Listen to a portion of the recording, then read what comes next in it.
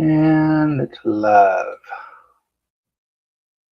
Hello, everybody. Welcome back to the shop. If anybody shows up, I've got a few projects to get done today, so I figured I'd just live stream and mess around in the shop a little while. I got some slate coasters to engrave. I've got a cutting board to engrave. Got a few things getting done, so we're just working in the shop today.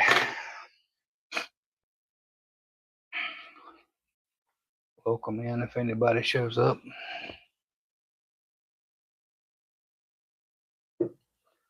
I've got slate coasters to do, and I've got a cutting board to engrave.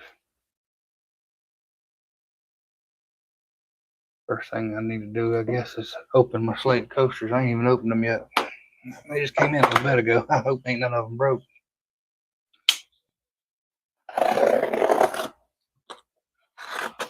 Two main boxes of them sitting here.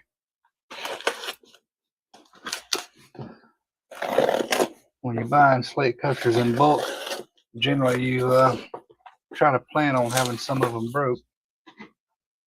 These look in fairly good condition so far.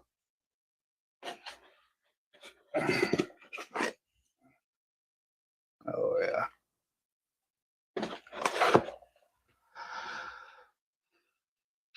Where am I at? There you are.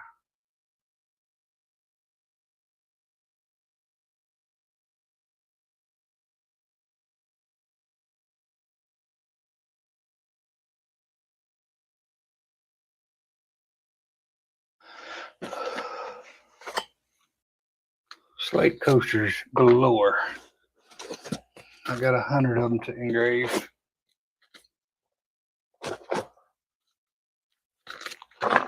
All these are looking good so far.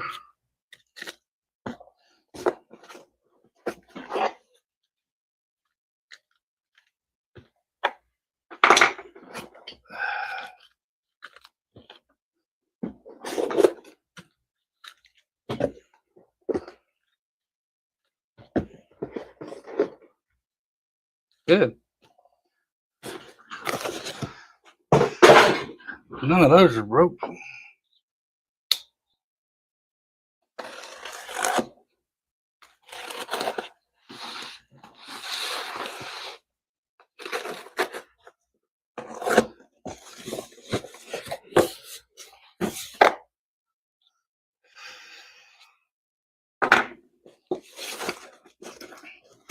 They got these in there tight. I ordered these off of Amazon.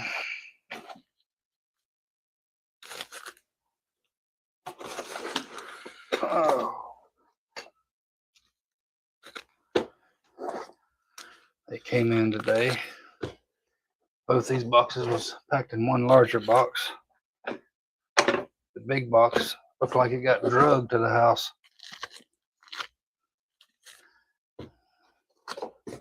So I was expecting some of them to be broke, but they all look to be in good condition.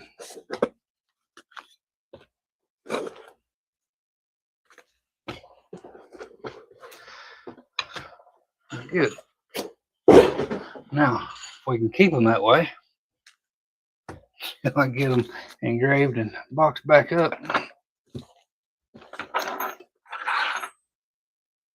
1, 2, 3, 4, 5, 6 in a pack. 1, 2, 3, 4, 5, 7, 8, 9, 10, 11, 12, 13, 14, 15, 16, 17, 18, 19, and 20.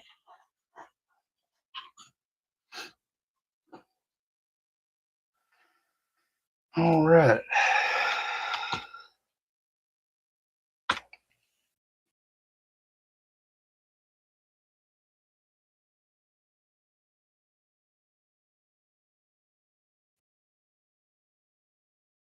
I ordered 2 packs of slate coasters. I didn't need but 100, so I'll have 20 left over. That's 120.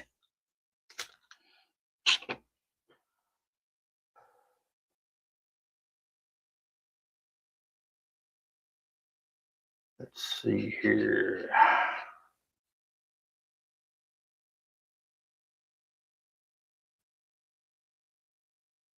got all my lasers connected to my Home Assistant, so I can turn my fiber laser on. That turns the exhaust fan on as well.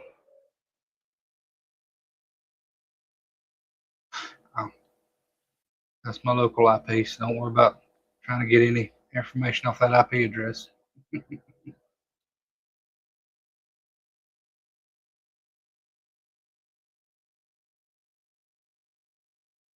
And of course, my screen's backwards.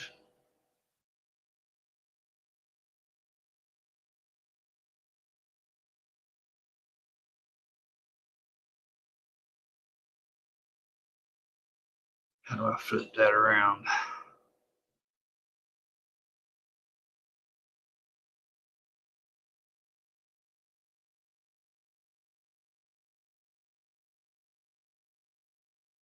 Oh well. Not sure how to flip that around, but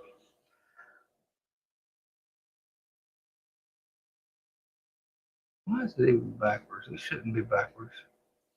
Let me go to YouTube, make sure it's backwards.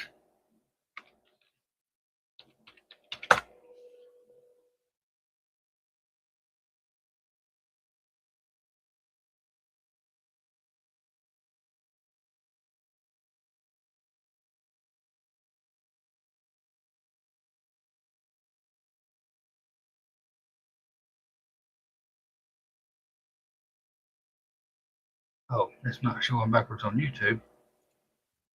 That's good.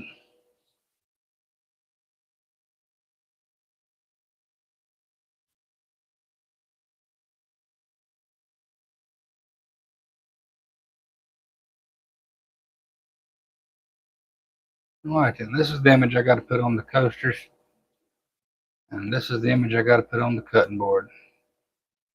So I'm going to start on that first, because this is going to take a little while to engrave.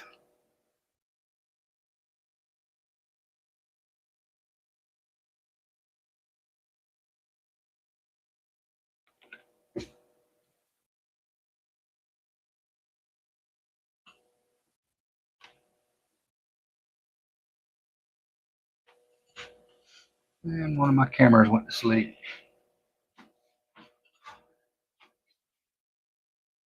Go. That's the cutting board I'm going to engrave.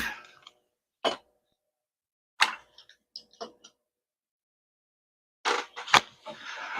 bought me a block of teak, and I cut this out on a CNC yesterday.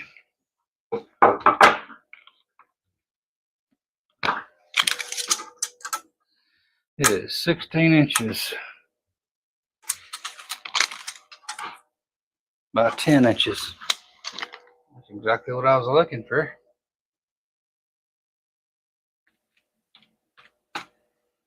Yep, make sure I'm putting the right image on the right cutting board.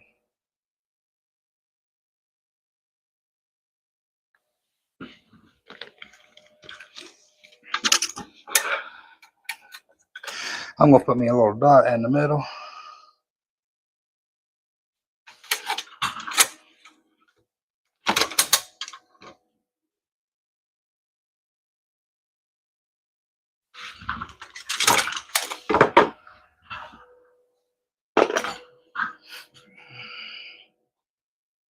With that little dot in the middle,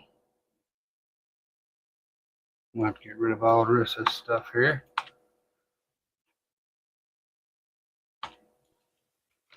Hit P to line that up in the center of the work area.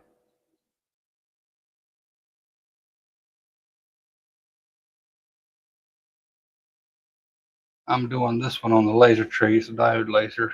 I am going to go from current position, and I'm going to select the center of the job to line that up. I don't need that anymore. So I'm going to line my laser head up on the dot I just made in the cutting board. And we're going to start that. Then we'll start these coasters.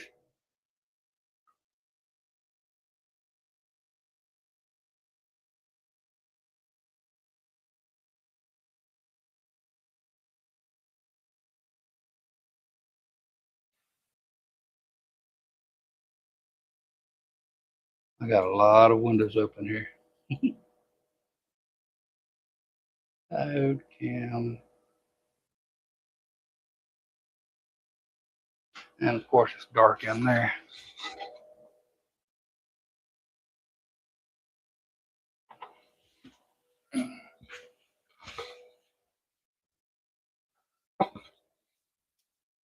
Got these little feet I 3D printed.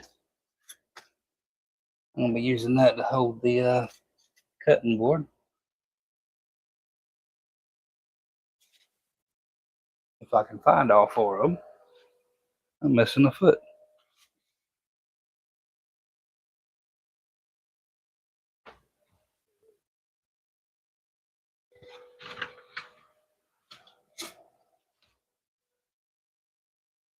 Lord of mercy. It was in here yesterday. Oh, I couldn't see it. I need to get some light in here so I can see what I'm doing.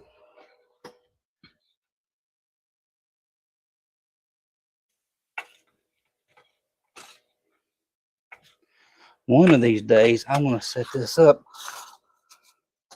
to where my bed is more permanent.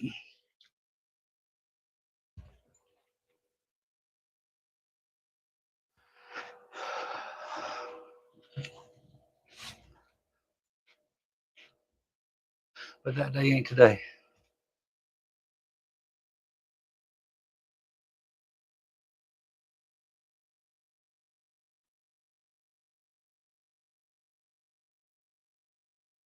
Go back to my home assistant.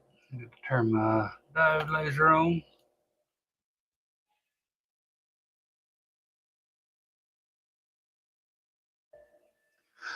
I'm going to come over here to my move tab. 0.1%. I'm going to fire the laser so I can see the blue dot.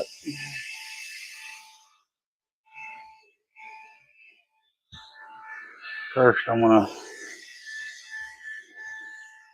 set my focus. I don't trust the focus sticks they come with, so I did a ramp test and cut my own.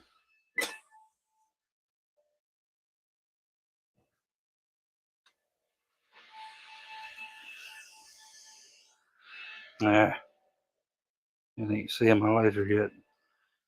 There we go.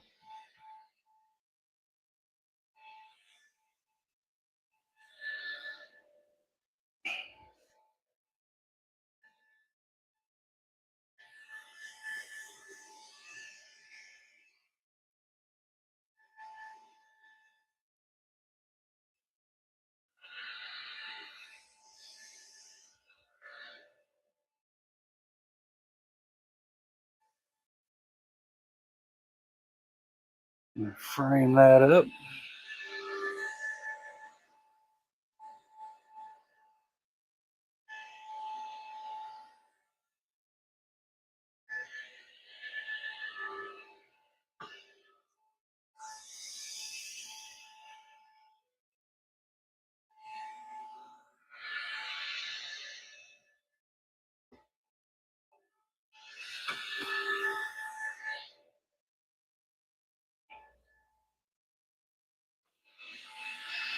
Probably gonna get even darker in there because I'm gonna shut the door on this. This is gonna make a lot of smoke.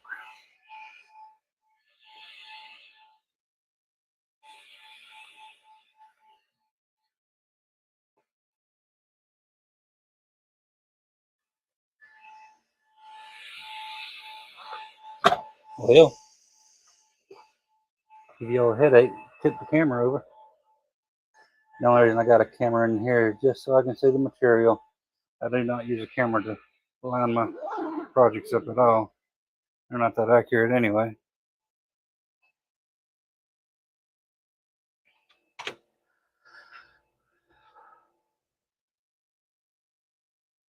This is a 40-watt diode.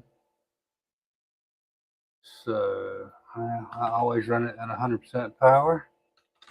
This particular instance, I'm going to run this at 200 millimeters a second. I use millimeters a second on all my lasers. And it's going to ask if you're sure you want to run that. And of course it's off screen. But while that one is running,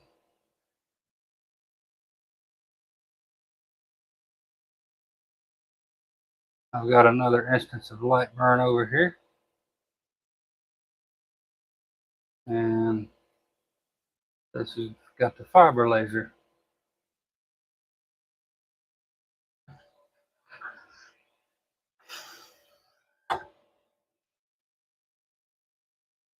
What's going on, Crafted? I'm just doing a little laser work today. A little busy work. I use this digital measuring device to set my focus on the fiber laser.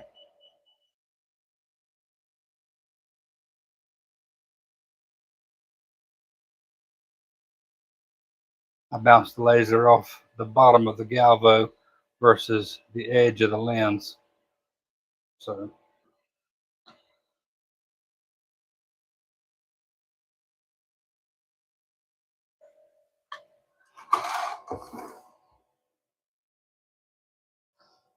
I've got 100 slate coasters to get done, so this is going to create a good bit of dust. So make sure you get your exhaust in place.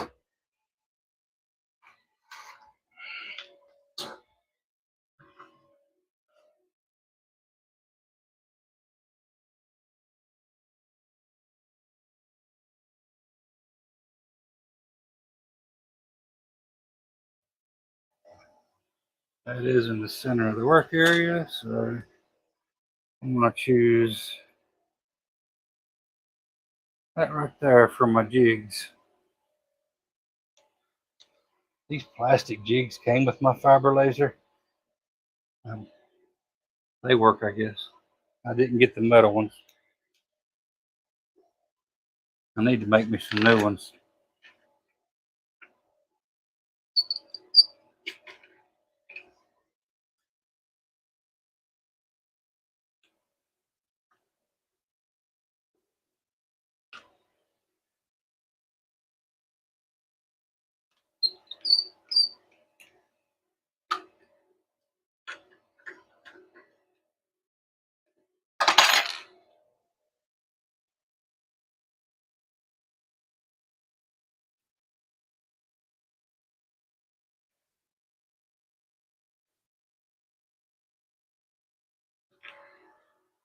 Quit bumping my cameras around. It'd be nice, wouldn't it?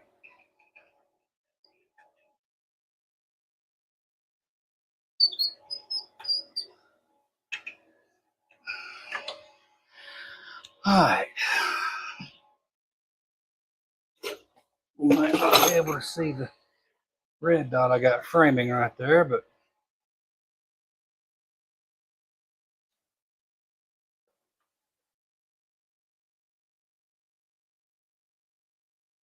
nope, still can't see it.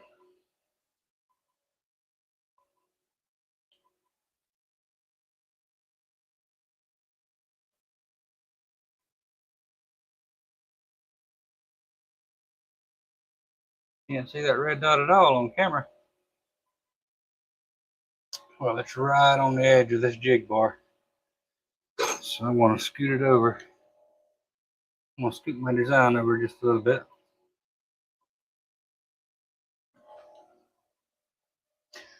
And that went too far. I've got, if I just hit my arrow keys, I have that set right now for 3 millimeters. 3 millimeters is too far.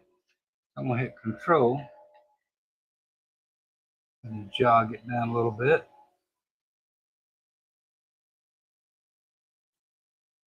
And that right there is about perfect. And I change those numbers on the fly.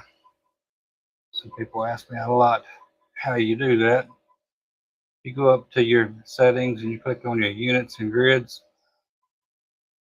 And then of course, I got to change that too because I switch back and forth between metric and imperial when I'm designing all the time.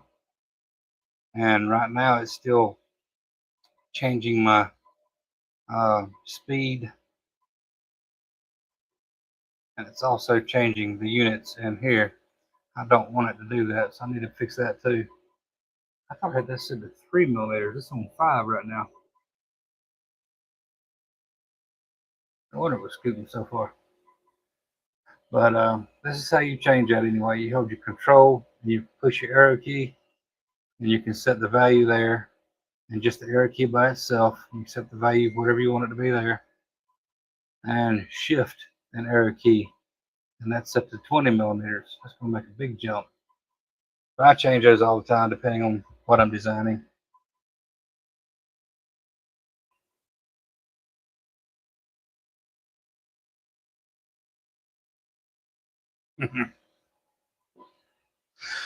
Well, you can definitely come down here and mow my weeds.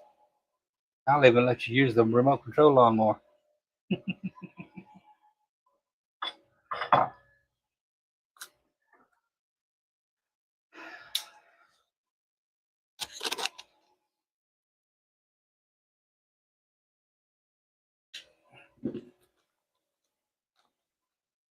Well, I got a lot of plastic to open up.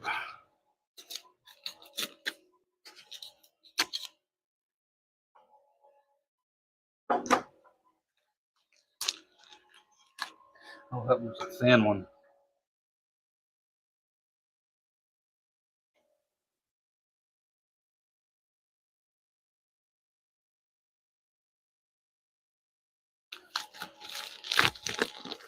I'm using a 110 millimeter lens, so it's not going to make a big difference between the thicknesses. It is slate, so it's easy to engrave on anyway.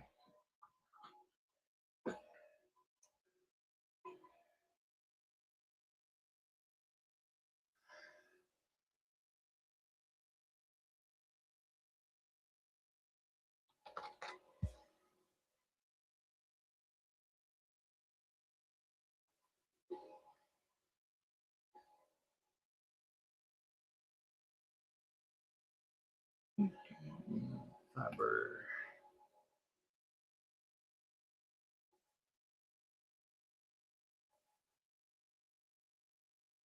All right, for these slate coasters, I'm going to go to about 2,000 millimeters a second. I'm sticking with the 20 kilohertz. I want to go with 200 nanoseconds on the Q pulse, and we'll probably do 50% power. And I am going to engrave these at 0.25, a 0.25 millimeter, a 0.025 millimeter line interval. There we go. Do a 45 just for the heck of it.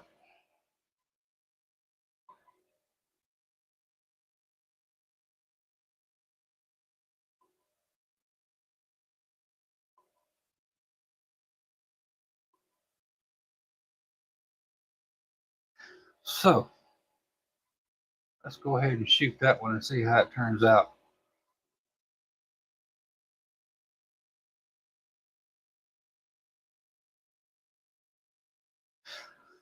Where's my glasses at?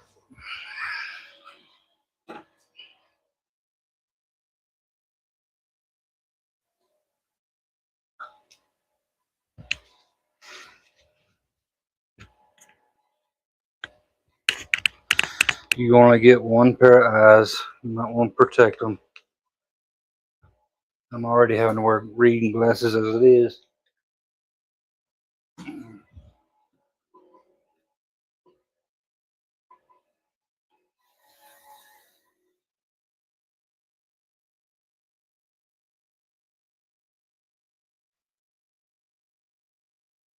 Okay, I'm not liking that.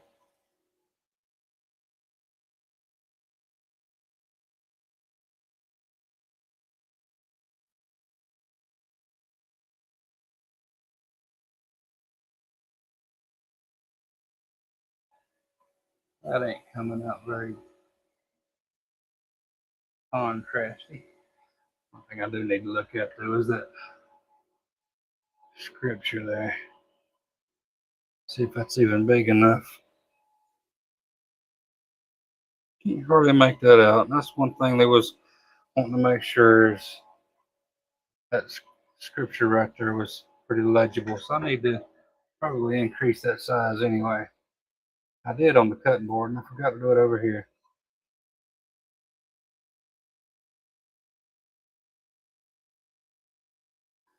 So I'm just going to hold them. No, I'm not going to hold the control. I'm just going to grab the corner and drag it up a little bit.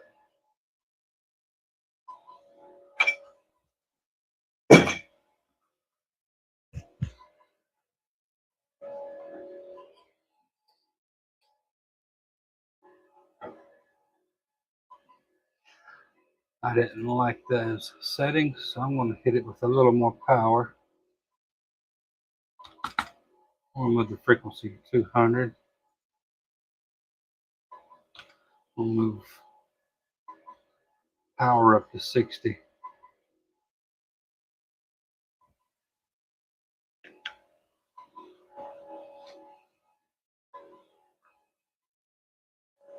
And I'm going to check that focus one more time. Make sure I was right.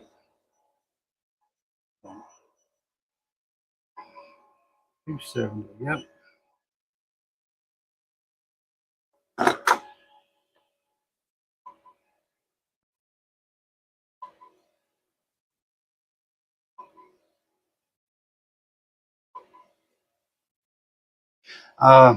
This is a 100 watt fiber. I bought it as a 30 watt Racus, and I was not happy with the power, so I took it apart and installed a 100 watt JPT source in it.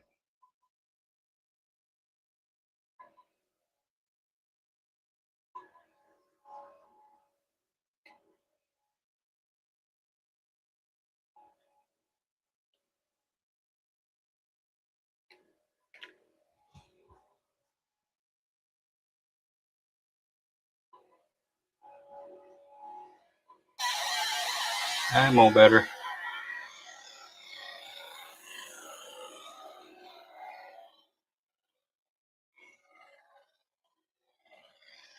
Frequency, I was supposed to have it on 200, I had it on 20.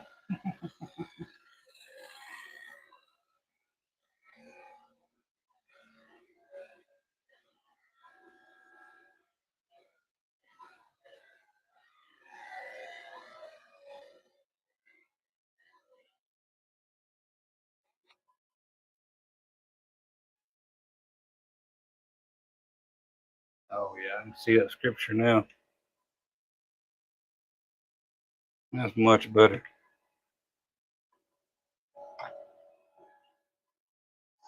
Now, I like those settings, so we're just going to start using the foot pedal. No, I'm not. The foot pedal ain't working. Oh, there it goes.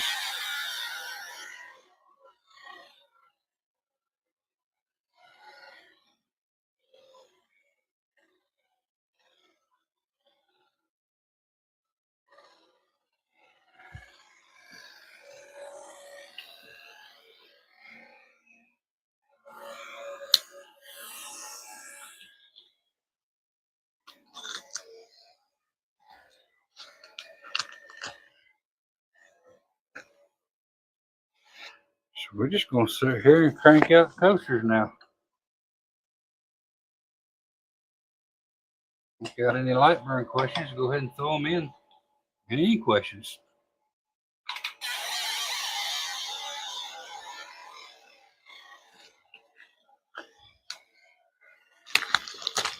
Got any questions about remote control lawnmowers? Questions about hooking a Boston butt? I just pulled a Boston butt out. We'll be doing a Boston butt this weekend.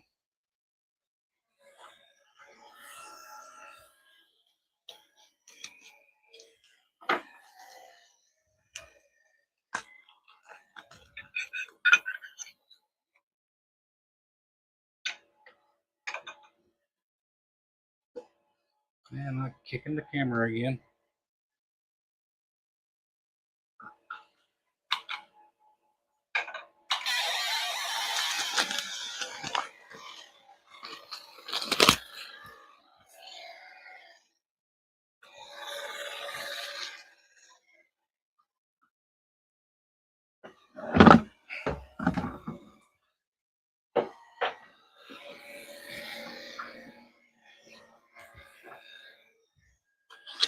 I think so. I think they'll like that color.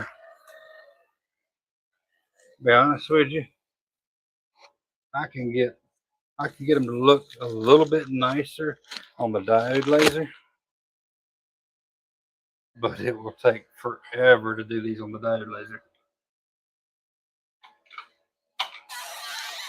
Not sure why I'm having to step on my foot pedal twice to get it to trigger.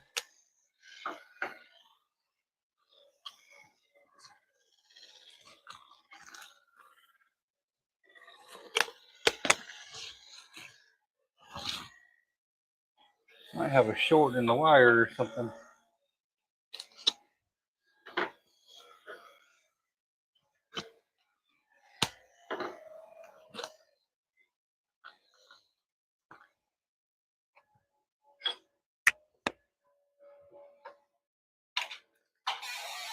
Every time.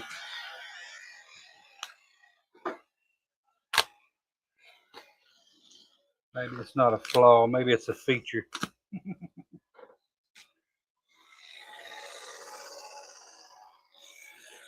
So what are you doing now that you've got your dirt mode?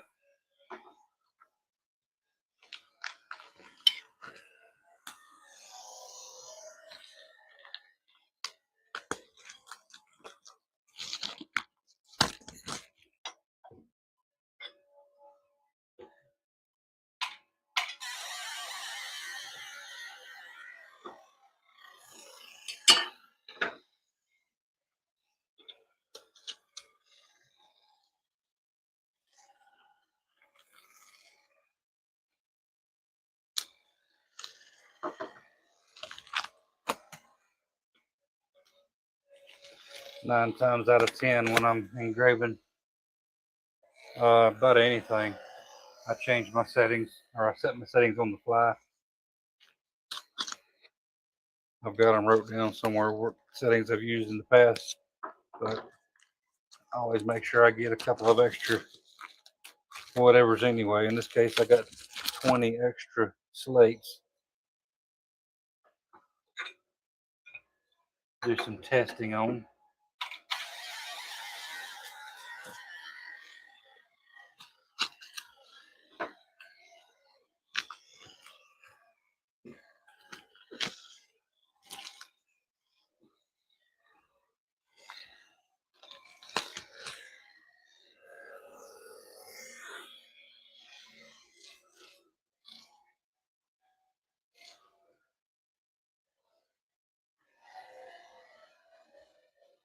Diode still plugging away.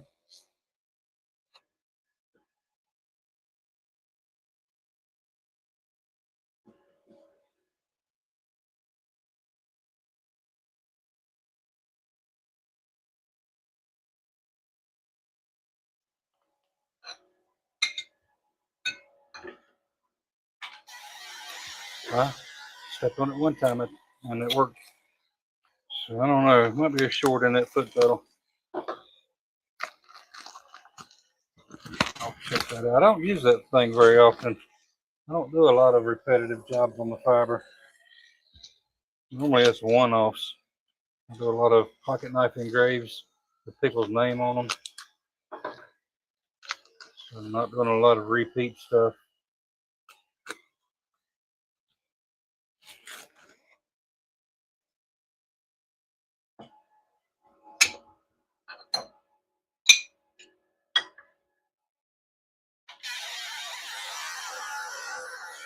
I did put a new item in my shop today, my Etsy shop. For the one of those minimalist powder coated wallets with some Lyman designs on it.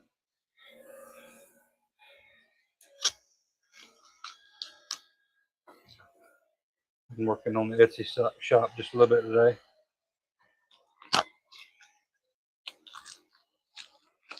I made a whiskey smoker the day before yesterday. I'm gonna get some. I've got a design in here for a box to hold the whiskey smoker. I'm gonna put a little whiskey glass in the box with it. So I have a little kit. I'll put that on my shop next.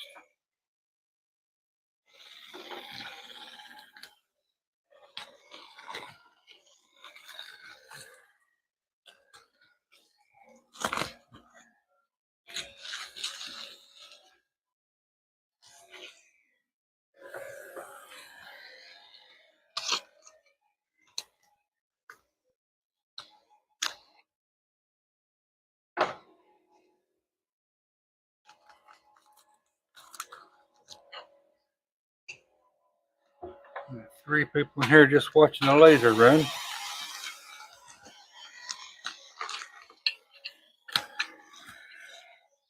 Or listening to it anyway.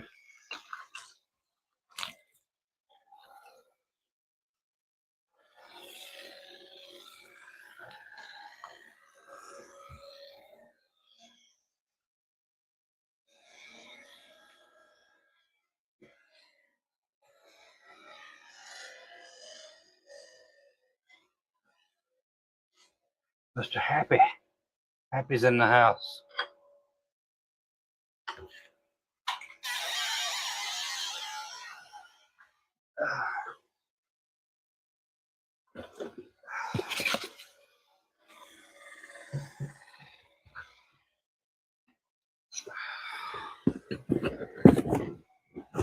It's hard to see with these glasses on. It'd be harder to see if that laser hits me in the eyes though without these glasses.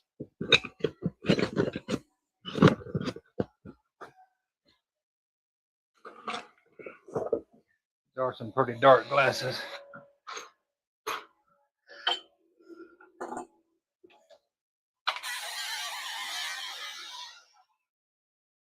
I don't know if y'all are familiar with the Gideons. This order is for the Gideons.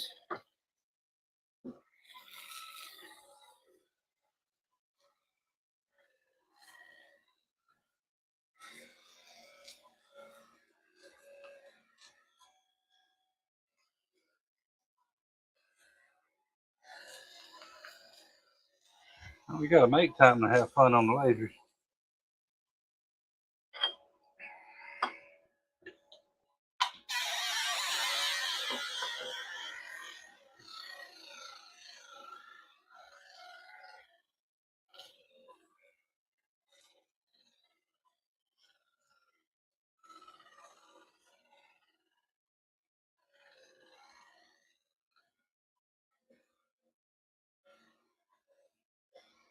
I made a wooden mallet.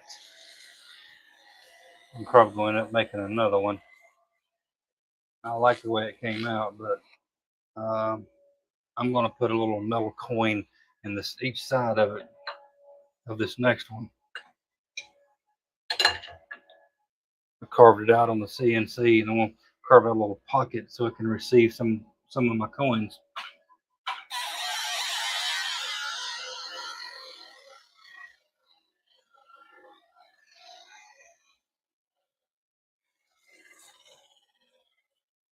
Hmm.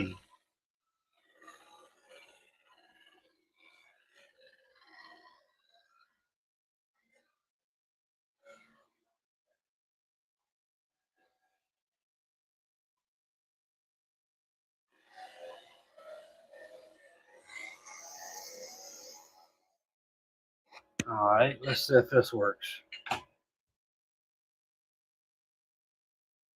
There's my OBS. Let's shrink this down a little bit.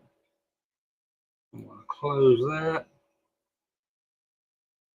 Instead of a fill, I'm going to do an offset fill. Same settings. One pass.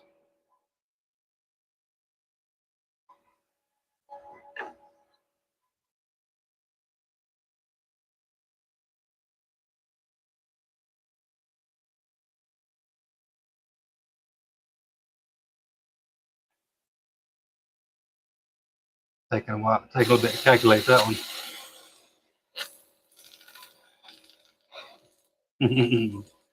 I can make all kinds of different designs.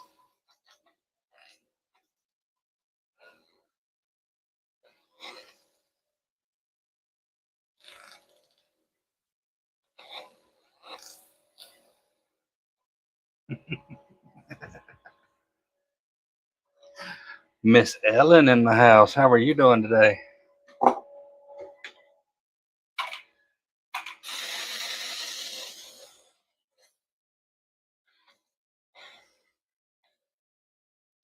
That right there is an offset fill.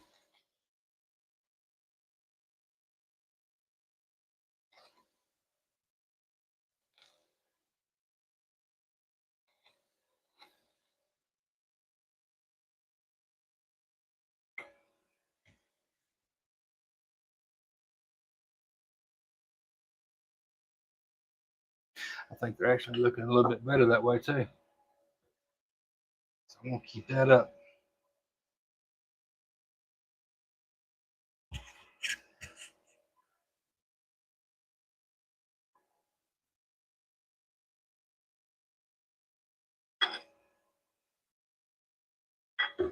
That one's not square. That corner ain't anyway. So Miss Ellen having a hard time hearing. It might be the noise cancellation. I got the diode running over there. Plus I've got the fiber running. 2 exhaust fans are running. I've got to do 100. Got to do 100 coasters.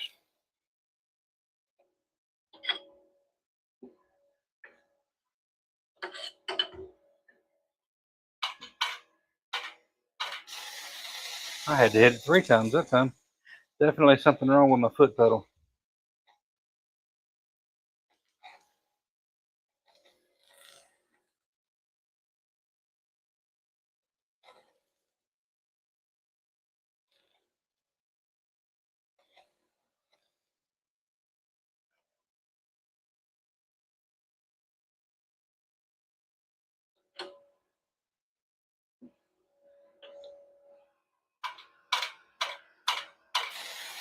Hmm.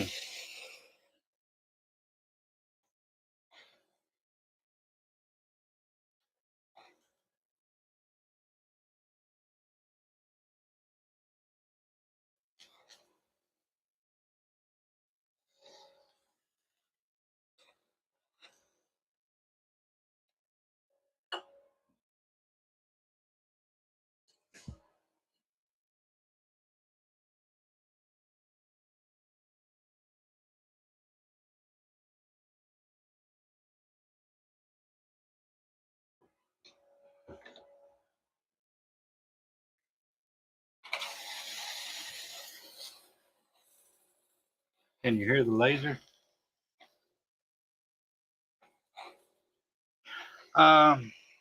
You have different laser chemistries for different materials. This is my 100-watt fiber laser.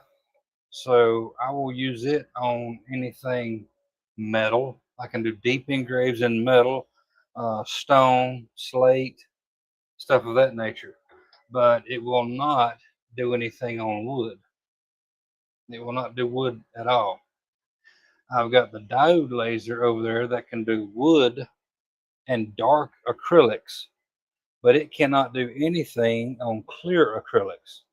Then I've got the CO2 over there. It does anything on clear acrylics, any acrylic whatsoever, clear or whatever. But the CO2 cannot do anything with metal. So that's why I use a CO2 laser for coated tumblers, because I can use the same power and a speed on any color of a tumbler, because I don't have to worry much about it interacting with the metal. Now, if you do a tumbler on a fiber, you've got to dial in settings for each color, because the laser is going to affect each color differently. Because you're only wanting to remove the color, the coating, and you do not want to burn or darken the metal. Same thing with the diode laser. The diode laser on slow speeds and high power can darken the metals, and that's not what you're looking for. So you got to dial in settings for each color. But on CO2, you don't have to worry about that. This is about the This was about the cheapest one I could find on Amazon.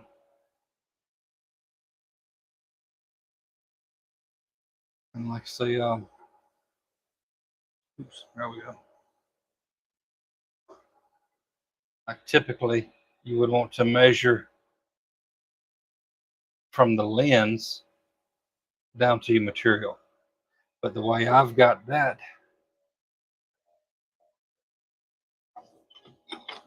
let me put this on here. The way I set that, this is just a scrap piece right here.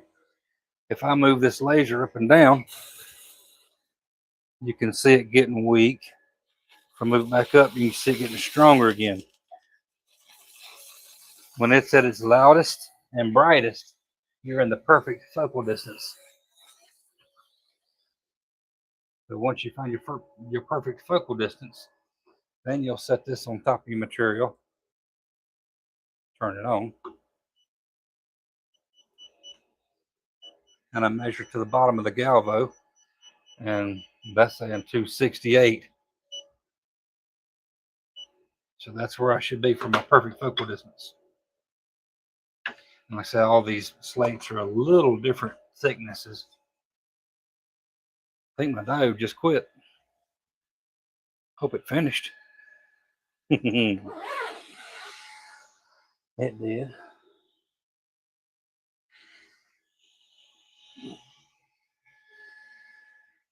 Diode actually finished faster than I thought it would.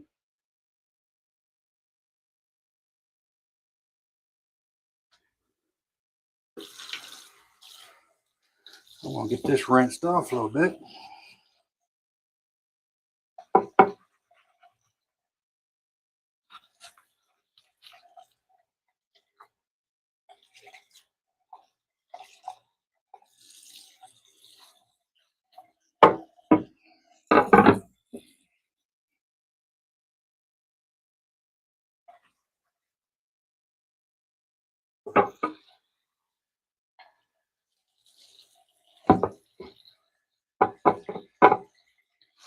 There.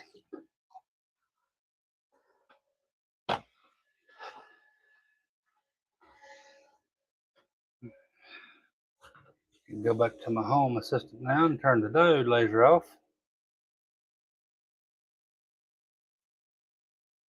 Knock the noise down just a little bit. There you are, looking for my microfiber cloth.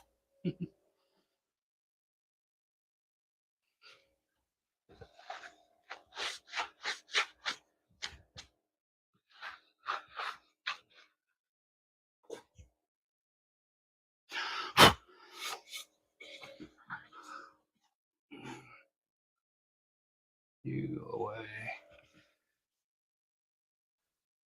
Where's my OBS? There you are.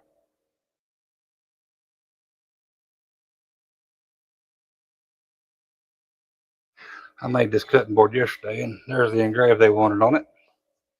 So that's done. You can really smell that wood cooking under that diode laser.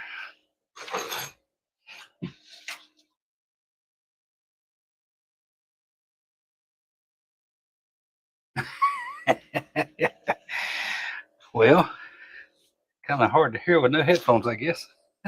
Or with them turned off. Oh, put your glasses on.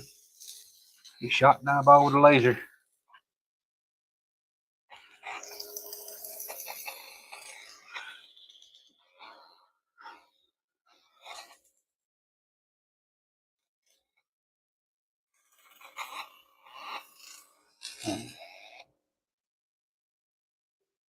Thought I had that whiskey smoker in here.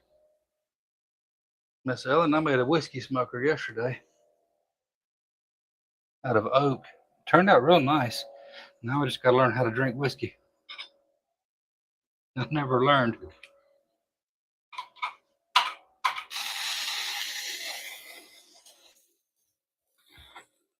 The CO2 is contained inside of the tube in the back of the laser, so it doesn't actually use gas. They used the CO2 in the construction of the glass tube, but it's sealed.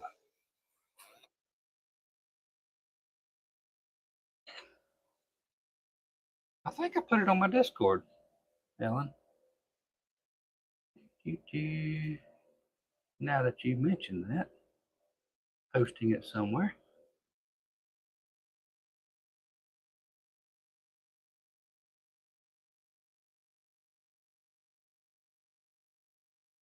I made those cutting boards, and the customer actually sent me a photo. So that's how they had it set up. 2 cutting boards I made. Customers was very happy with that cutting board. It's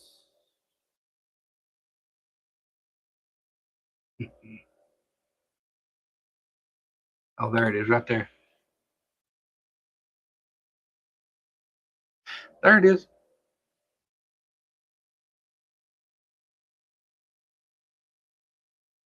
Oh, there's the hammer I made. I want to carve a little circle, 40 millimeter circle in here to insert a coin in each side with my logo engraved into the coin.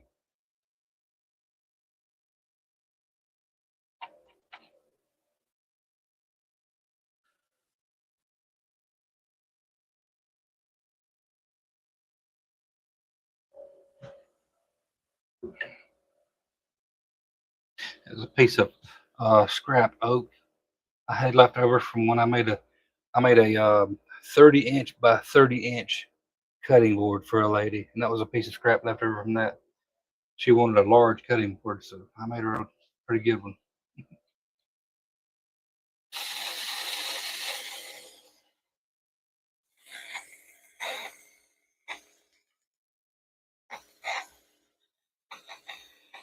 And of course, I'm messing with the camera and it messes up.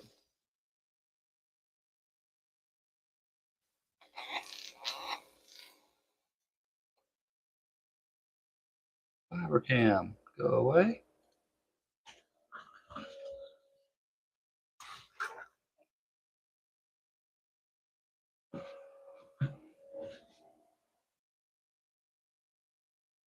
And the camera just died on me.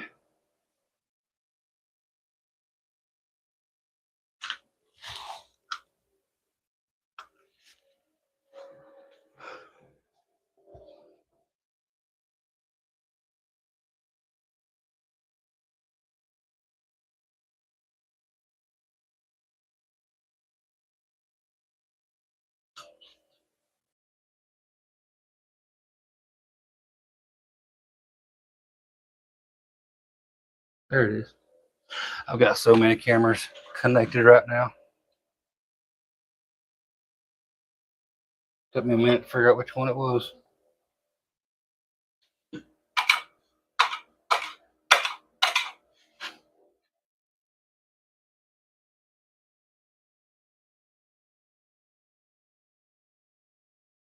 lost all my USBs.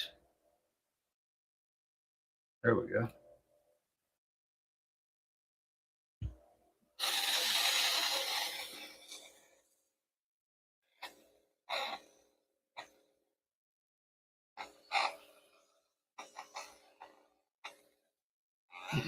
Make you one. That wood. Oh, wait. Which bring the wood for what? Which one you wanting? You want the cut board or you want the whiskey smoker?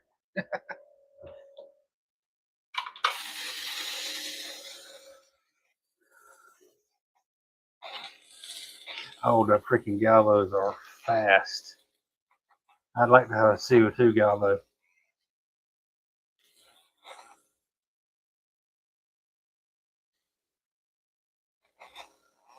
I don't have enough room for another machine.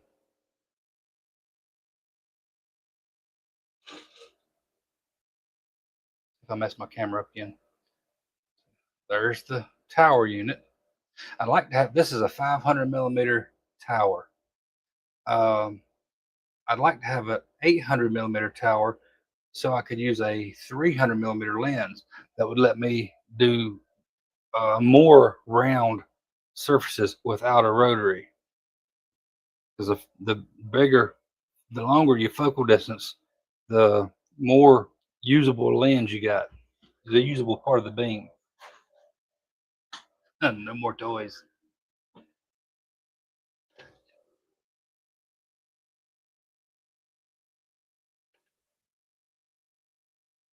see, what am I at? Go to my D drive.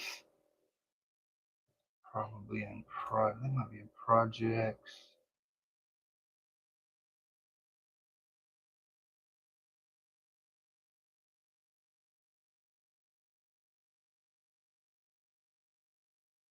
IDC Woodcraft. There you are. And there you are right there.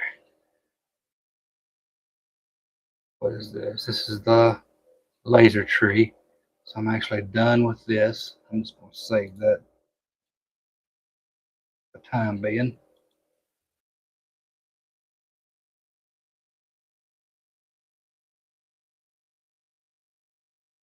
I put this little demonstration together for a live stream I did on IDC Woodcraft. Let me get me out of the way real quick. So on a CO2, you can get different lenses. You can get a 2-inch lens, which most of them come with, or you can get a 4-inch lens. On a Galvo, you can get a bunch of different lenses. The different lenses gives you your different focal lengths. So your lens will be embedded, Control Z, your lens will be embedded right along in here, and then you got your air nozzle. From the lens to the material is your focal length. You see this little blue mark right here. The longer your focal length, the more of that beam you can effectively use. And I've got it, this green right here represents the material you would be engraving on. If you're engraving, you would want your material right there at the sharpest part of that beam. If you're cutting, you want your material in the middle. You want your beam focused in the middle, because anytime you're cutting with a laser, no matter what laser you're using, you've got this hourglass shape. So if you've got your material focused perfectly at the top of the material, your kerf at the bottom is going to be real big if it even makes it through. So that's why you want your material, that's why you want your laser focused half the thickness of your material when you're cutting. And that's on a 4-inch lens. If you look over here on a 2-inch lens, if you focused your laser to the top of that material, you've passed the effectiveness of your beam, so you're not even going to make it through your material. So that's why I want a 300 millimeter lens anyway. It gives you a lot more usable beam. Discard. Now, that out of the way, if that makes any sense to you.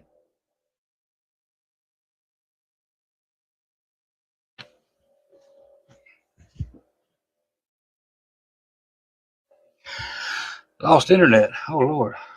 You better pay your bill.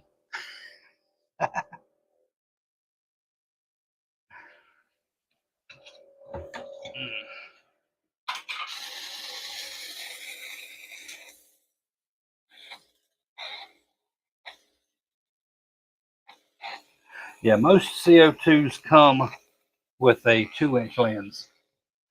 The diodes, you are unable to change your lens. On the diodes, they have a protector that you can change, but you can't change the actual lens. Thank you, soldier. I don't know. They might not like it. Smack it anyway.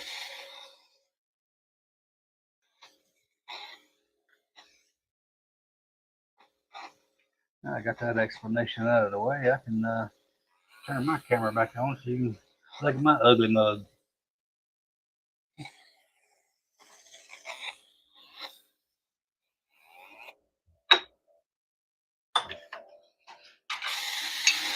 So anyway, I'll be here for a while doing these. I got 100 of them to do. Done finished the cutting board. Anything else y'all want to see?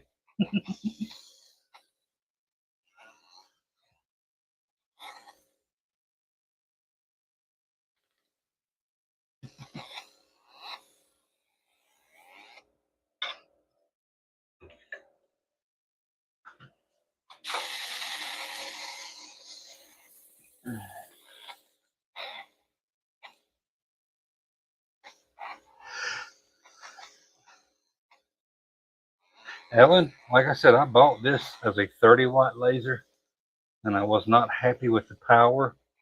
So if you're looking for a fiber, uh, 60 watt is a good medium ground.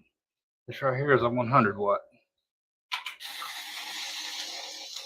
It could be considered overkill depending on what you want to do. I have cut 16 gauge steel with it.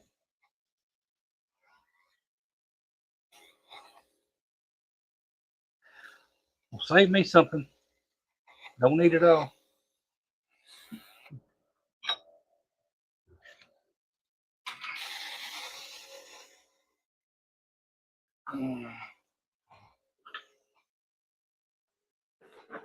Mm-hmm.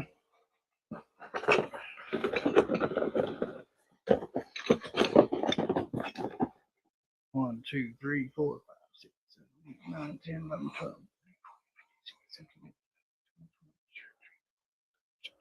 8. That's 30.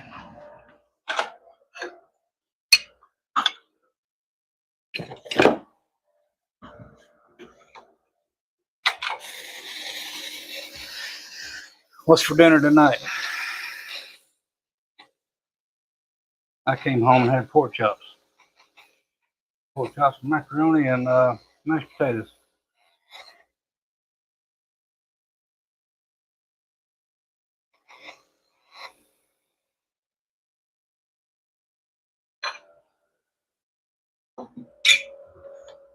Sometimes it's better to go with a lower power and more passes. You can actually reduce your charring that way.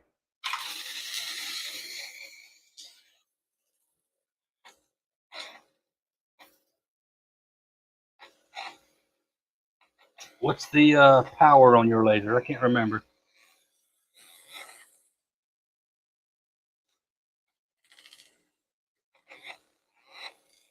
And what are you trying to cut?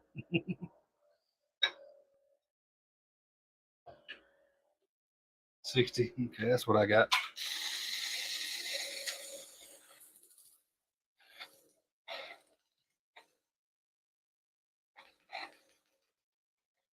Are you running that CO2 at 100% power?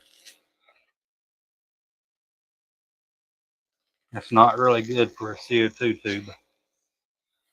I don't run mine past 65%.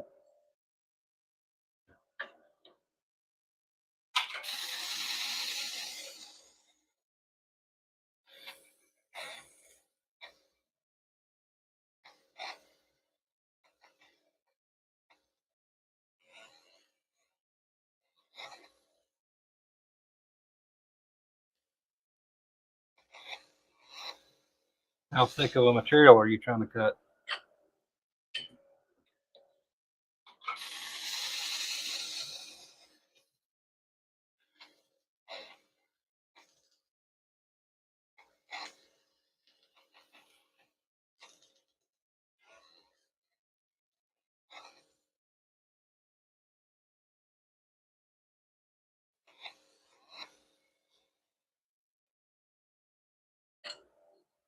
I think I got mine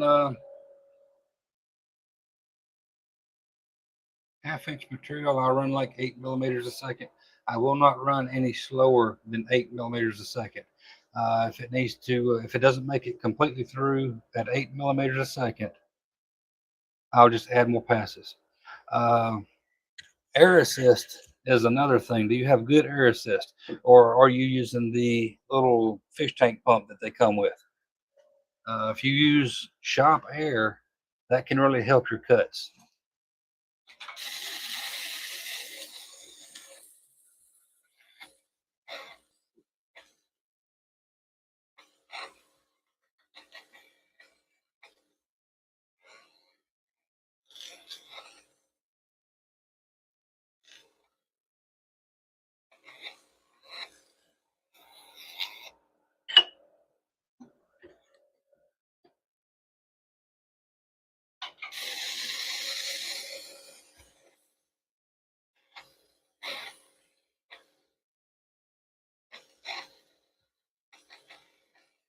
You know you want to turn that down if you're engraving, especially acrylic. you want to turn it down almost off. Some people say they turn their air completely off when engraving, but that's going to allow fumes and soot to get on your lens. You don't want that. You want to keep the air on and just turn it down when you're engraving acrylic.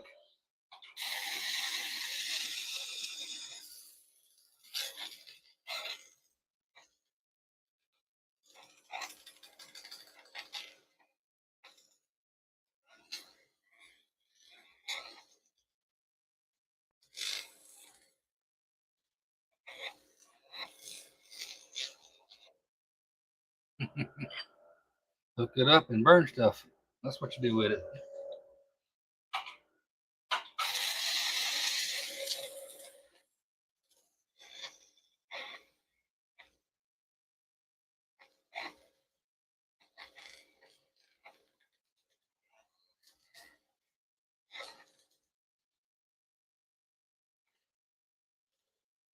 I've still got my little 5-watt diode back there somewhere. I never use it.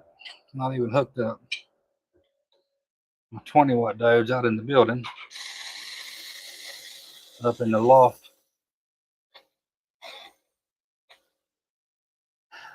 Turn the air down when engraving acrylic.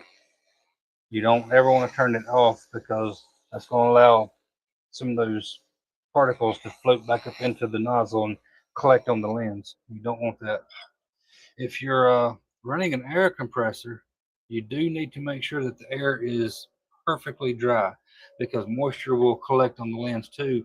And if moisture collects on the lens, that'll give the laser something to burn and it'll actually bust the lens. That's with a CO2 or a diode.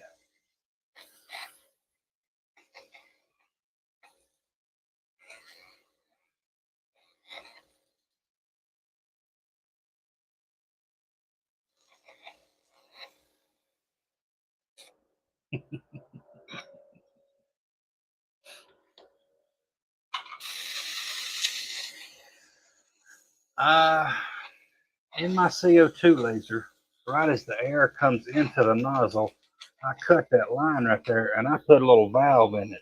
And the little valve I got from the pet section of Walmart. You got that fish tank area. I just got one of the little air valves and put in there so I could turn it down right there.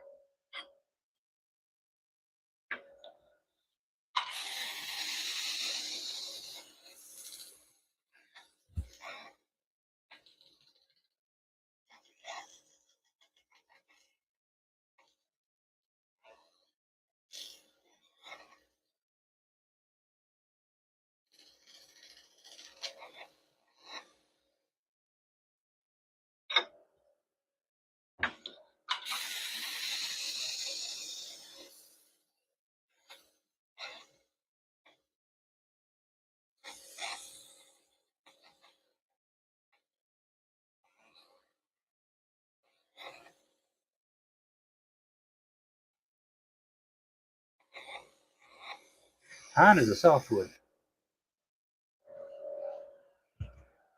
but and people say beginner lasers. I really don't think you're going to get a whole lot of use out of a 5-watt. I've got one that was not even my first one. My first laser was a 40-watt CO2. Then I got the 60-watt CO2. Then I got a 5-watt diode. Then I got a 20-watt diode. Then I got the 40-watt diode.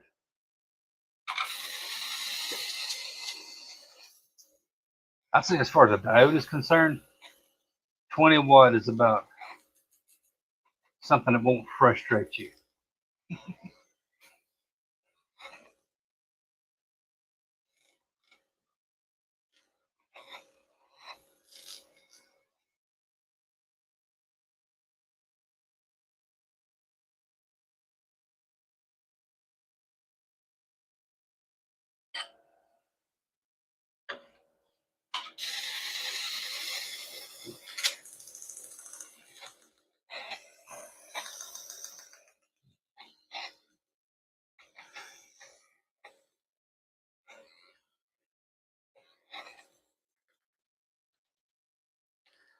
In the CO2 realm, if you're going to get a CO2 laser, yeah, or even a fiber laser, 60 watt is a really good place to be. But in a diode for just engraving stuff and getting any kind of cutting done, yeah, 20 watt. I'm happy with my 40 watt diode.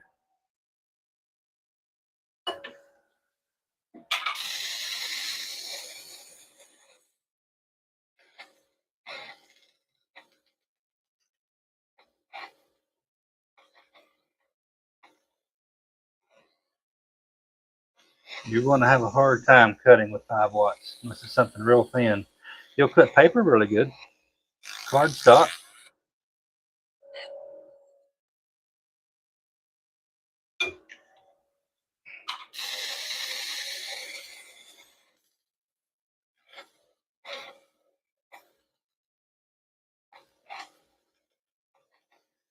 Always good to ask.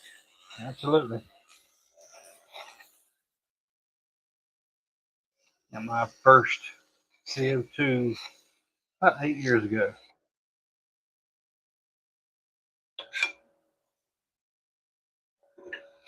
And that's why I say beginner. I don't really like the term beginner laser because you say right here you don't want to cut right away. It's not going to take long at all before you outgrow that 5 watt once you start using it.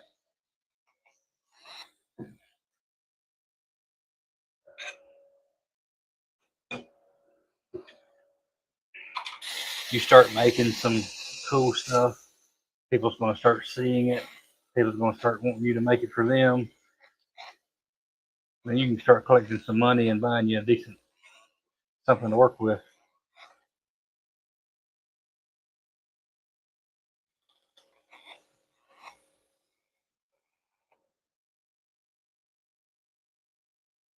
Let me open another instance of Lightburn here. Let's see.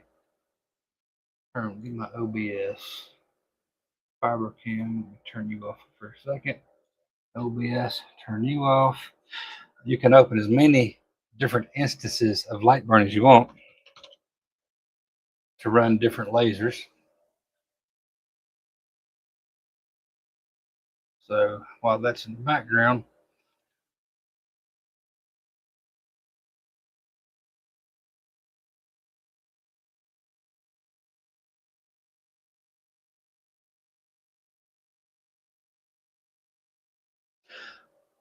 in the beginning, that's what I did. Anytime we went to the grocery store, if we bought a pack of drinks, I'd save the cardboard. If we had something shipped to the house, I'd save that cardboard, and I'd always do my practices on that cardboard. You do have to be careful with that. You run, and that's one reason why I say it's better to not run your lasers extremely slow, just add passes, because you got that air blowing down it from the air assist, and you start running slow, it's going to find those voids in plywood, cardboard, anything like that, and it's going to pick up a smolder, and it can catch a fire real fast. But here in Lightburn, I'm going to right click on my work area. I'm going to hover over Windows, and I'm going to open my art library. These are all of my designs I've collected over years. In the beginning, I would design everything on the fly, and I would not keep any of my files. But I have learned to start keeping my files. And he was talking about jewelry and stuff. Here's all of my earring patterns. Double click on them and bring them in. I'll turn that into a fill so you can see them. I made all Control Z, Control Z. I made all kind of different earrings. Words sell for some reason, but I've got all kind of different patterns of earrings. And over in a cubbyhole somewhere, I've got the little earring kits, and I've sold a bunch of earrings. These are custom earrings for a high school. I did these for some teachers at a high school in our area.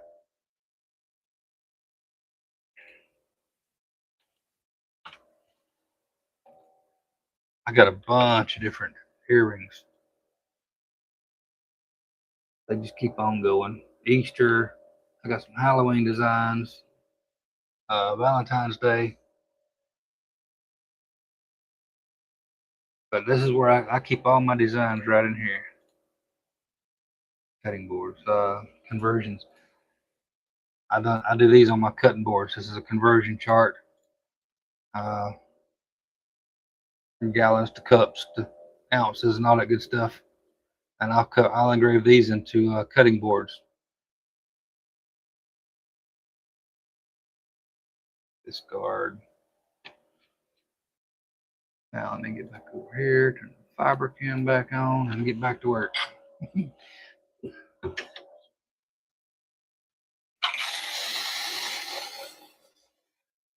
See you, soldier.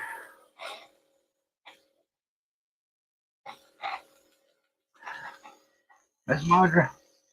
You know, Ellen, I was watching what's his name? His name is Sean Klondike. He was doing a live stream one time, and he's got 2 or 3 big CO2 cabinets, and he cuts out designs that he makes for train sets. It's modular train sets um, for the scenery and stuff, or bridges and stuff. You can build your tracks on. He was just over cutting away. He had a camera on this laser and a camera on this laser, and he actually caught a fire on live stream. And I started typing fire, fire, get to the laser, get to the laser. He started looking at which laser it was. He got it in time, but yeah, that is definitely something to keep your eyes on. You never want to run your lasers unattended.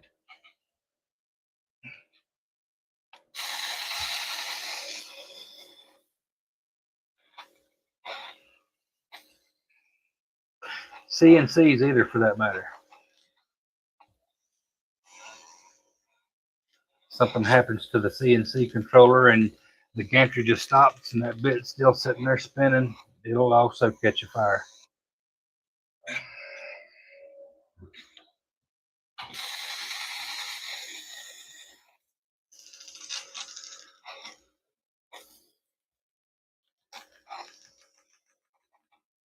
Exactly.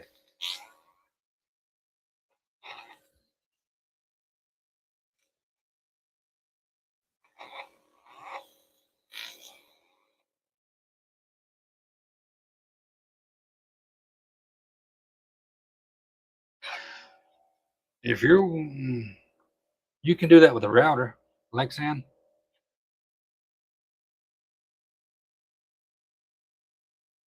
Where'd that comment go?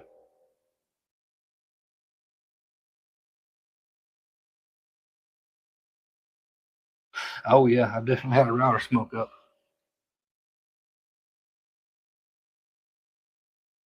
If you're wanting to use a laser to cut a plastic, you need to stick with cast acrylic, and that would still work perfectly for router templates. If it's not cast acrylic, it's going to melt and bubble up, and it's going to be nasty. That's going to make awful fumes. You don't want to just stick anything under your laser either. I know we're on that topic. Anything PVC, the C in PVC means chlorine. You don't want to put anything chlorine based under your laser. It will off gas chlorine gas, and that will eat your electronics, and it will eat up your lungs too. You do not want to be around any of that. That includes vinyl. Anything vinyl is chlorine based. If you're not sure what a material is, I wish I had my stuff here. I could do an example. You can take a torch and heat up a copper rod, like number 6 copper wire or anything copper. Stick it to the material in question. Let me see. Heat the copper up with the torch. Stick it to the material in question. Let some of it melt on the copper. Put it back into that torch. If that flame turns green, that's chlorine. You're burning off that chlorine, and that's not anything you want to put under a laser.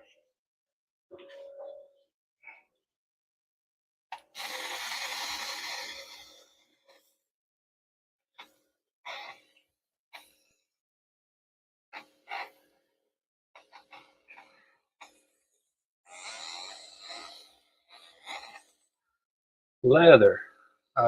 You don't want to put just any leather under your laser. If you're looking for specific leathers to laser engrave, you need to look for veg tan leather. You don't want to do anything with chrome tan leather. Those are also not good to put under a laser. And didn't turn out very well.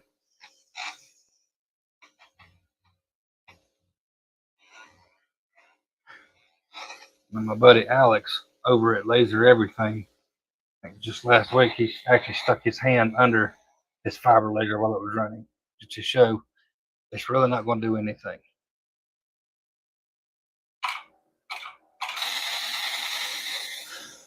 But you absolutely do not want to do that with a CO2 laser. It will do something.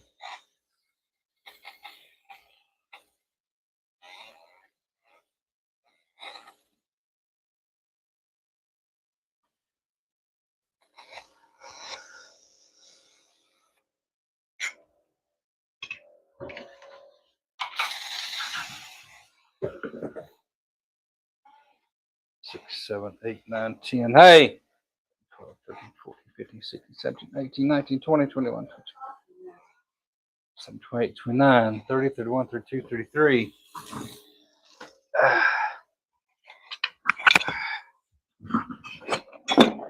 34, 35, 36, 37, 38, 39, 40, 41. 42, 43, 44, 45, 46, 47, 48, 49, 50, 51, 52, 53, 54, 55, 56, 57. That's 57, 58, 59. That's 59.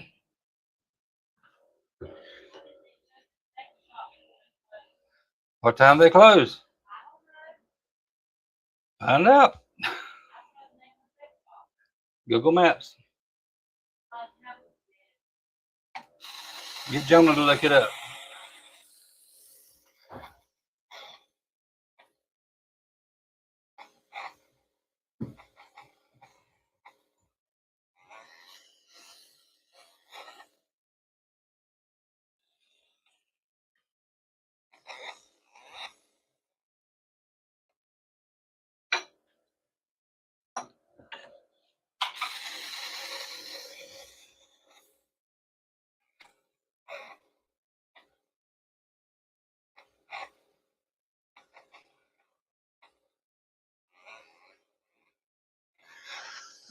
Like I said, for a laser, you might not want to do Lexan. You can make router templates out of plywood though. And diode and CO2s are good for those. Of course, like I said, you want to be about a 20 watt on the diode to really do any effective cutting in 3mm or 6mm plywood.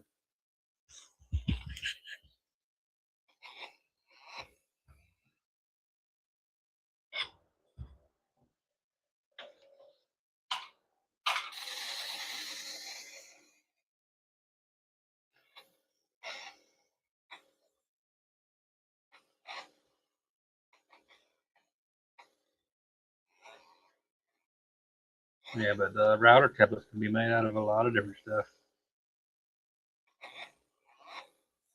But you're not going to have good results with any laser with Lexan too much, I don't think.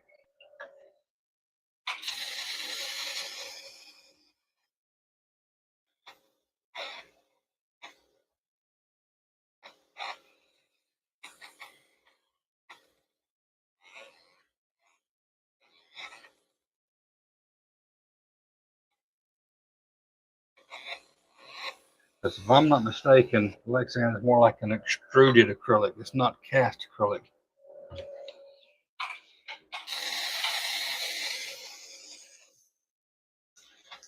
And for a laser, you really need cast acrylic.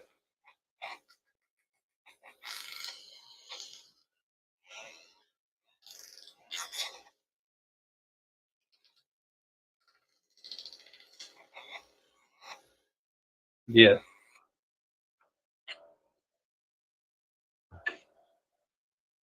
That's just gonna get melty and it's gonna be a no-go. It'll turn black and bubble up.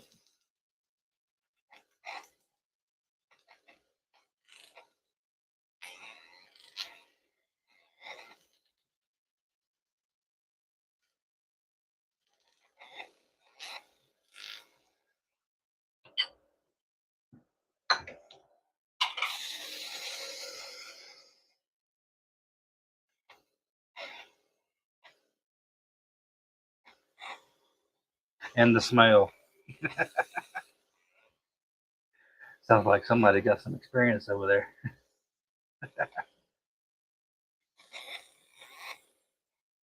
Mr. Chop Mountain.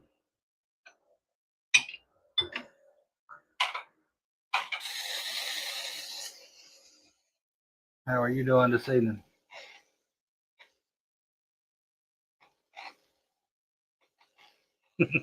Lessons learned. There you go.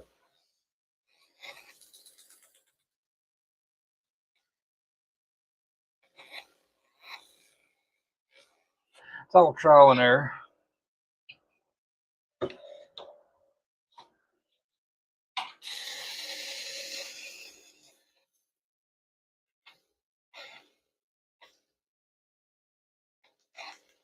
All fun and games until you can't breathe.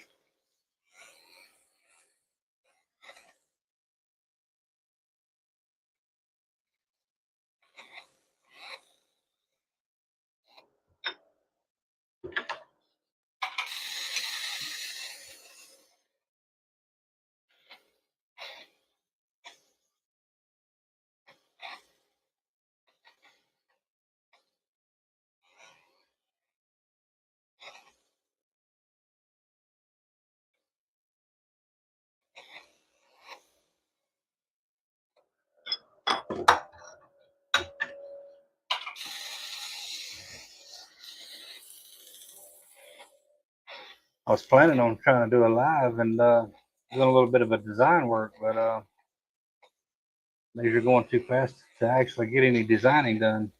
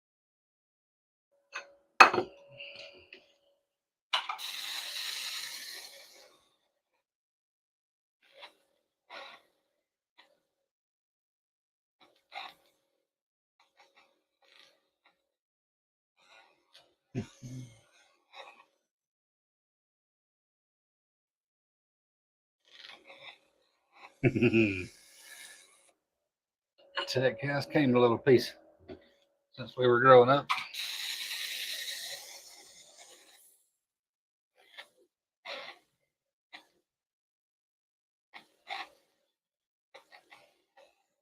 I'm not that old though. What we're trying to say here? Wait a minute now.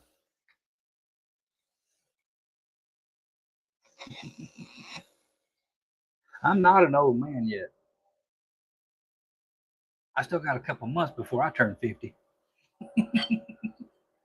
You're not old until you turn 50.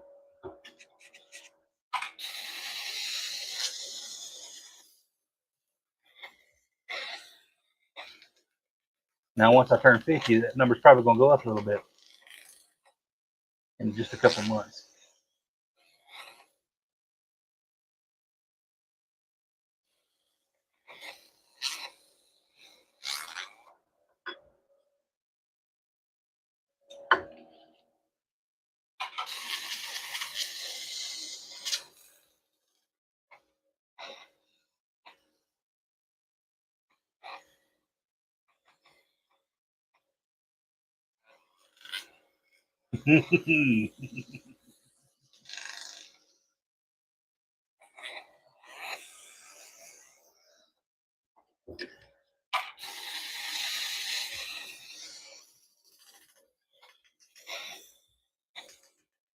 Like I said, that's all relative.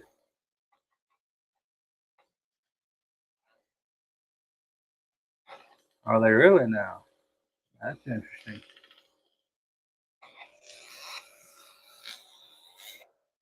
I'll do a little fusion work too. I like Fusion 360. And I'm forcing myself to start liking FreeCAD. FreeCAD has gotten a lot better.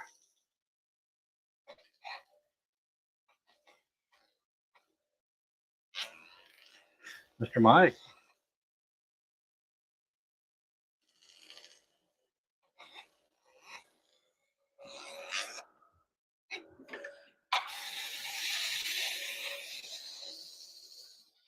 I must have smashed that short out of my foot pedal. It's working on the first stomp every time now.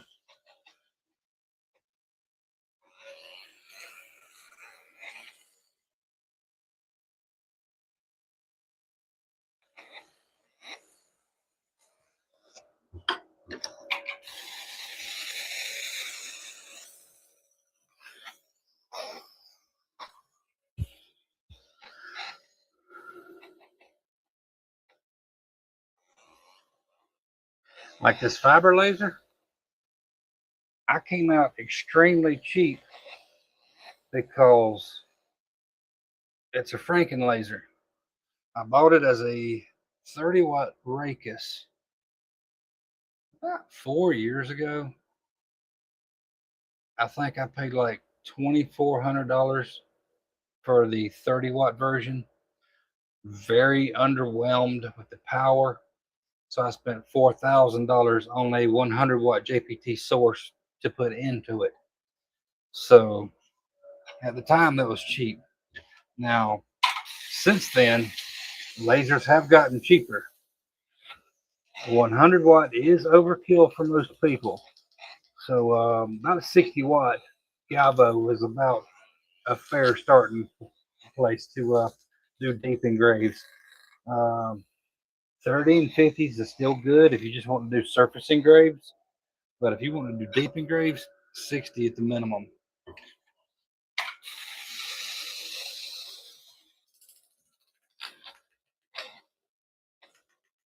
Yeah, I'm not like most people. Yeah, I guess most people wouldn't open their lasers like that when it's only 2 months old. But like I said, my 60 watt CO2, it's an old Chinese special. And that's what I tell everybody, even when you're buying computers, everybody wants to, because I do a lot with computers at work. Everybody wants to ask me, what's the best computer? I said, they all got the same parts inside. It's just like lasers. They've all got the same parts inside.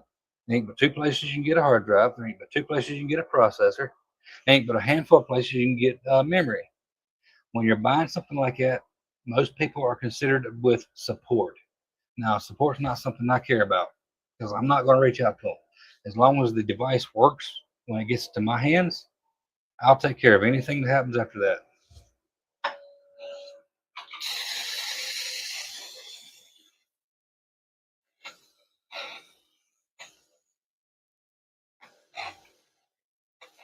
I've been running this 60 watt CO2 for 7 years. Yeah. So I've gotten a lot of life out of it. When it comes time to change that tube, I'm going to change the tube and the power supply, and I'm going to get at least an 80 watt.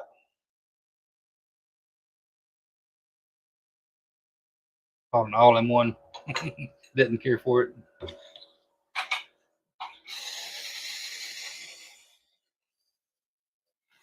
On the same tube. That's correct.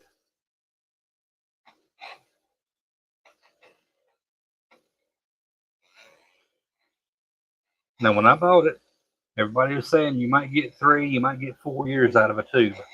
But I've been running this one for 7 years. On the same, you see on the same tube, that's on the same lens and the same mirrors. I ain't changed anything.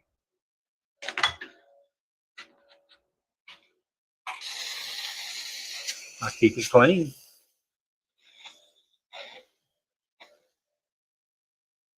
I probably do need to buy some new mirrors and a new lens. I'll probably break it down this weekend and go through it real good.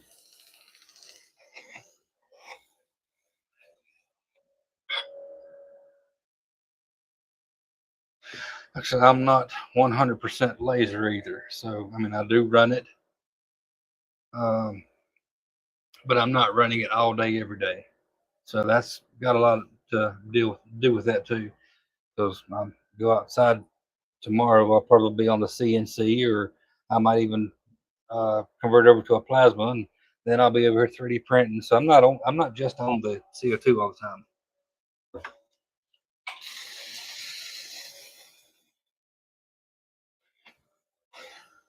All-in-one computers are not bad, but you just got to know you're buying a laptop inside of a monitor. That's all it is.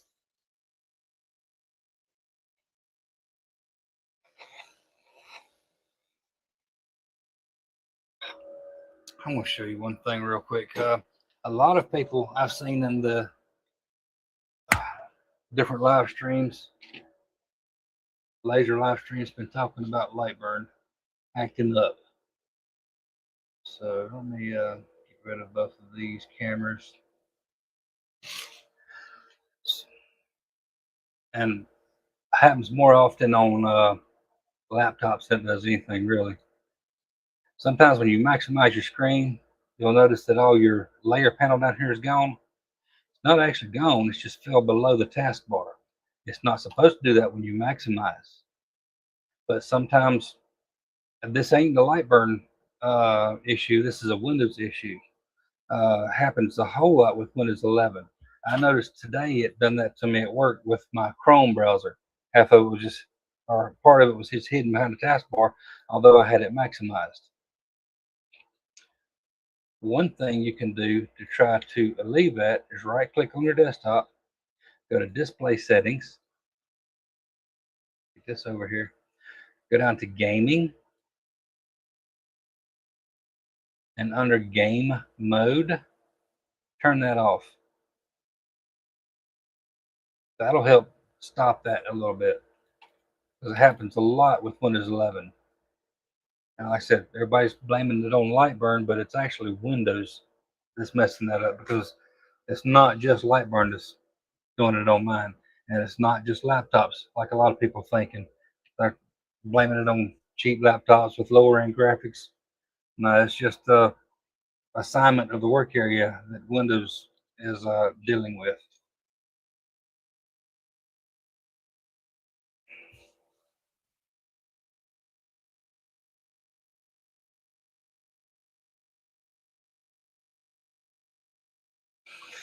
All you got to do is right click on your desktop, go to display settings,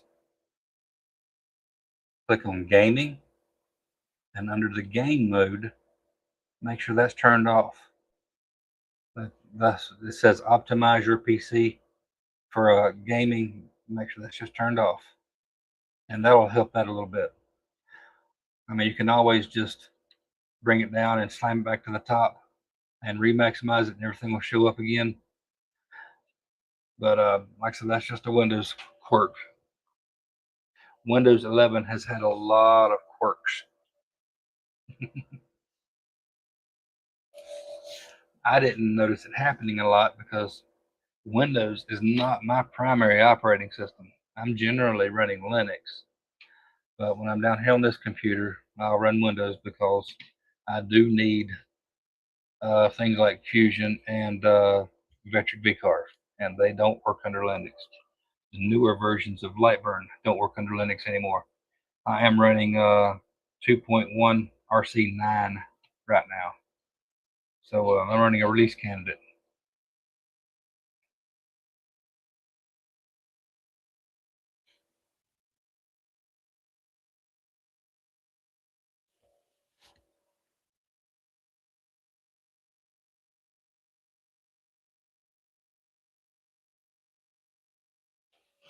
Oh, you want to have some mounted? I got cheap webcams in my laser right now. I'm actually working on some stuff too. One of my cameras just pointing directly off in the air right now. Let me show you what I got. I got two cameras. One I just put into the shop yesterday.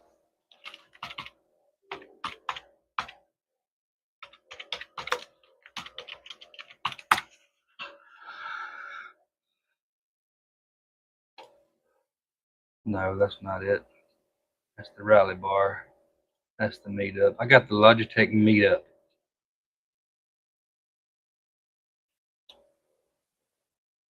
So the website. I'll bring this over to the screen here in a minute. I've got this one mounted in the building right now. That's a PTZ, so it's got microphones and speakers in these sidebars, and it can detect the direction that the audio is coming from, and it will actually follow the speaker, whoever's speaking. The camera will follow it automatically, and this also has a remote control, so you can pan, tilt, and zoom. So I've got that one in the building. This one just went off. This one also has a remote. You can actually pull it up and it'll turn itself back on and start spinning around. But it's a PTZ. It's also got a remote.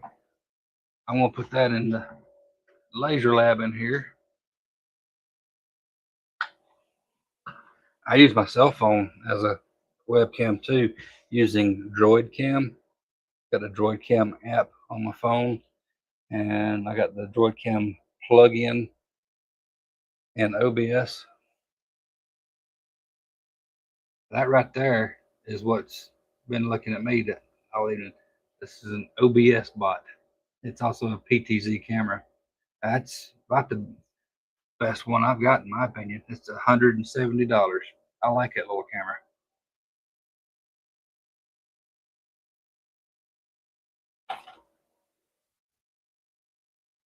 So altogether, I've got 5 cameras connected to this computer.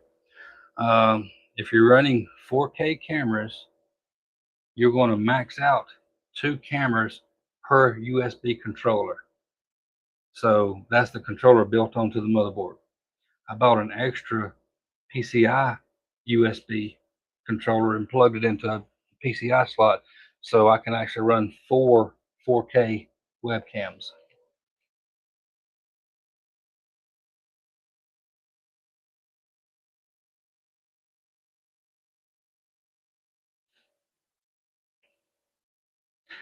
There you go, Miss Ellen. And if you notice it happen again, like I said, all you got to do is minimize and re-maximize, and it will show right back up.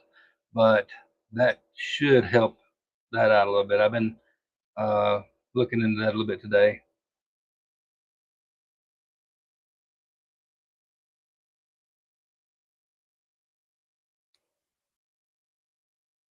I'll show you where's my OBS? Y'all don't pay no attention to my messy shop. My OBS camera has this little control panel here, and I can control the PTZ. I've got that Milwaukee Tower light right there. Come back down. Then I got a little webcam. That's a Logitech. It's a 1080 camera, but it's not 4K. But that's what's watching my fiber. I got it black taped to my Milwaukee Tower light.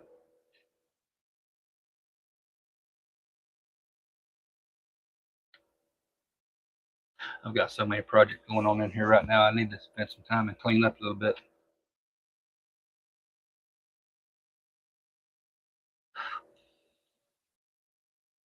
Yeah, when I say you are restricted to 2 4K cameras per USB controller, that does not count Wi-Fi cameras. You can have as many of those as you have bandwidth. It's just the throughput of the USB controller can handle 2 4K cameras at a time.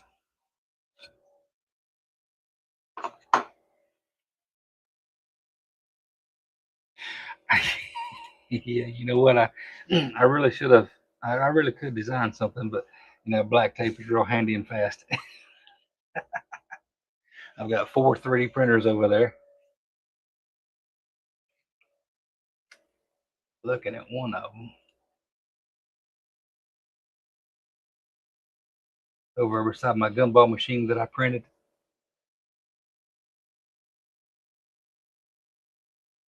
That right there is a resin printer.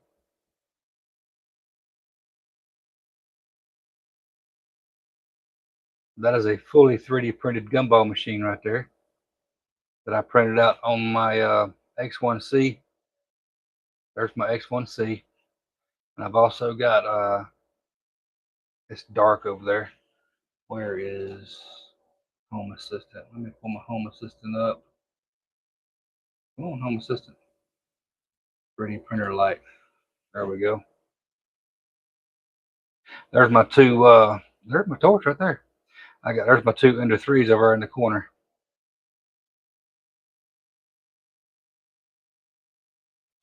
So I've got 4 3D printers. I could definitely design them out.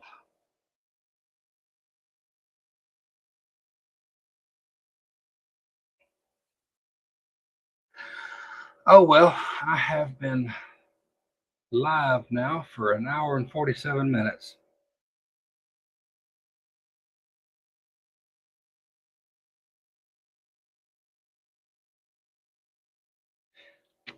The only one I do Wi-Fi is the cell phone. And I haven't had any so far, any data loss with that so far. That's the only Wi-Fi camera that I use. All the rest of them are USB. The Logitech Rally PTZ, well, matter of fact, the Osbot PTC and the Logitech Meetup are all USB-C.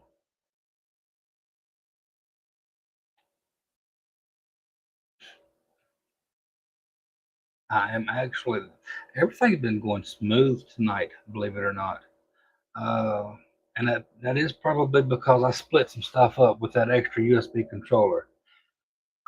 In the past, I have had problems running Lightburn to the lasers while I'm running OBS and streaming. But tonight, everything seems to be working pretty good. I got these little microphones right here. That's got the little bitty receiver right there. That's USB as well. This is a little cheap lapel mic that I got off Amazon. I'm not any kind of professional YouTuber or anything. I'm just make a video here and there, so it serves me fine.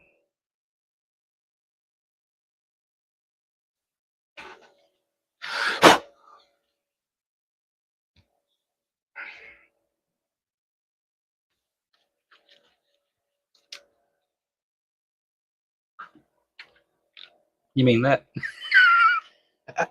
I used this for a long time, and it still works. I can still hook it up and go with it. That's a nice little camera, the M50, $600 camera, sitting there collecting dust. I don't use it Wi-Fi. I use it USB as well.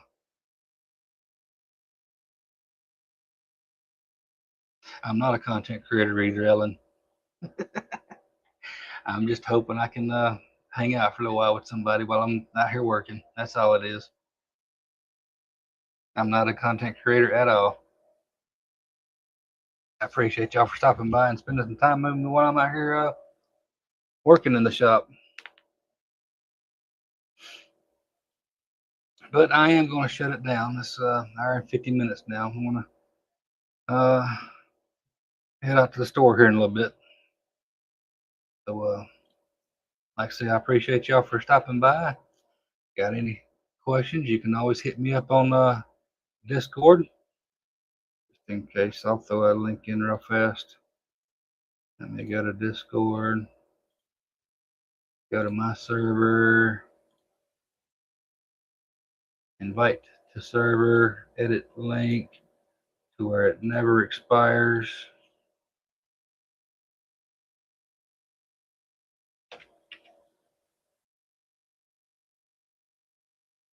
There's a link where you can join my Discord server. Got any questions or you just want to hang out and share pictures of your stuff, you're more than welcome to join the server. And hope y'all come back for the next one. Y'all have a good one. See you next time.